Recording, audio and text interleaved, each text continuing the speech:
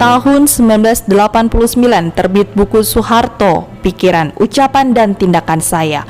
Buku tersebut menunjukkan Soeharto mengenal Soekarno secara tidak langsung sejak proklamasi kemerdekaan. Sewaktu Bung Karno memproklamirkan kemerdekaan, saya masih di Brebek, Jawa Timur, melatih para prajurit peta. Bagi Soeharto, proklamasi adalah panggilan revolusi, maka dia segera mengumpulkan rekan-rekannya mendirikan BKR atau Badan Keamanan Rakyat.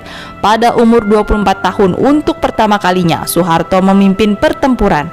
Awal kontak pribadi antara Soekarno dan Soeharto ternyata tidak berlangsung mulus.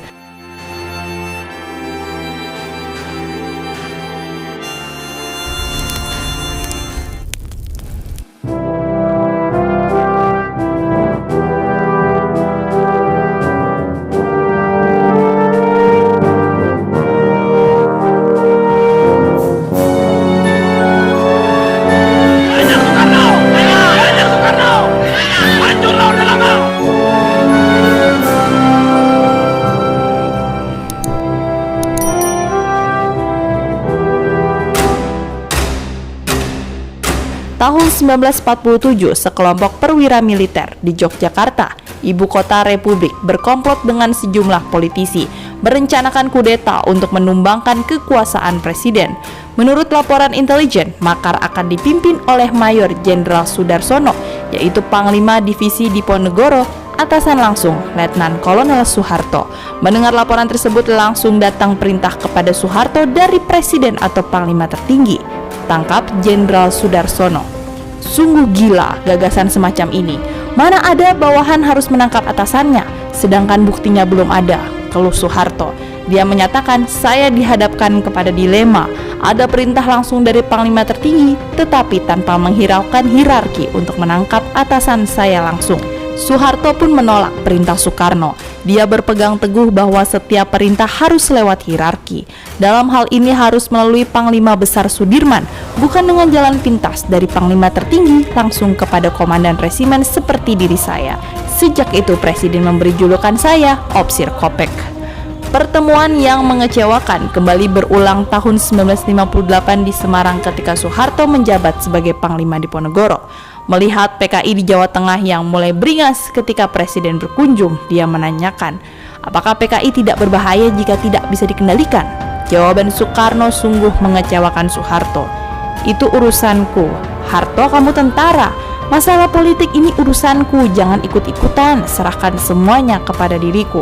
Beda pandang Soekarno dan Soeharto kembali terulang awal tahun 1962 demi meraih tujuan politis karena baru terjadi insiden tenggelamnya MTB Macan Tutul. Presiden memberikan perintah kepada Mayor Jenderal Soeharto, Panglima Mandala, untuk mengebom kapal Belanda. Soeharto menolak. Dia berdalih perencanaan operasi militer yang sudah diserahkan kepada dirinya tidak boleh dikacaukan oleh orang lain, apalagi hanya untuk alasan politik. Pada masa itu dia sadar persiapan Komando Mandala sedang disusun, sehingga jika secara mendadak terjadi eskalasi konflik militer justru bakal merugikan posisi Indonesia. Ketika peristiwa 30 September meletus tanpa terduga, justru telah memunculkan sosok Soekarno dan Soeharto bersama-sama ke panggung sejarah Indonesia. Soekarno yang masih yakin atas semua impian lamanya berhadapan dengan Soeharto, seorang prajurit yang merasa terdorong oleh tuntutan tugas harus bisa menyelamatkan negaranya dari sebuah ancaman kehancuran. Sidang darurat Kabinet Dwikora tanggal 6 Oktober 1965 di Istana Bogor yang dihadirinya karena memenuhi panggilan Presiden tambah membikin perasaan Soeharto kecewa. Dengan kalimat jernih, Jenderal Soeharto melukiskan suasana sidang sekaligus perasaan pribadinya. Suasana jauh daripada murung atau sedih selama sidang kabinet berlangsung. Padahal baru kemarin para pahlawan revolusi dimakamkan, bahkan kembang di kuburan mereka masih belum kering. Saya merasa tidak enak berada di tengah suasana yang penuh gelak dan tawaria tersebut. Saya juga kesal melihat Nyoto dan Lukman, dua pemimpin PKI, ikut hadir dalam kesempatan itu. Sementara saya yakin mereka pasti punya hubungan dengan penculikan dan pembunuhan kolega saya. Suasana panas ternyata tidak bisa diredakan, bahkan terus memanas. Masyarakat kemudian membentuk kesatuan-kesatuan aksi sebagai langkah mereka menghancurkan PKI. Soeharto yang sejak tanggal 2 Oktober 1965 telah ditunjuk Presiden menjadi penanggung jawab operasi pemulihan keamanan dan ketertiban, terus didesak masyarakat untuk segera bertindak. Bagaimana pendirian Soeharto? Pada masa-masa itu saya tidak punya pikiran untuk sedikit pun menjatuhkan Bung Karno. Di mata saya beliau tetap seorang pemimpin yang sangat berjasa, sekalipun beliau memang mempunyai penilaian lain terhadap apa yang terjadi pada tanggal 1 Oktober 1965. Tetapi waktu itu saya tidak merasa perlu untuk terus-menerus mengemukakan pendirian saya, apalagi menentangnya di depan orang banyak kecuali pada saat yang tepat.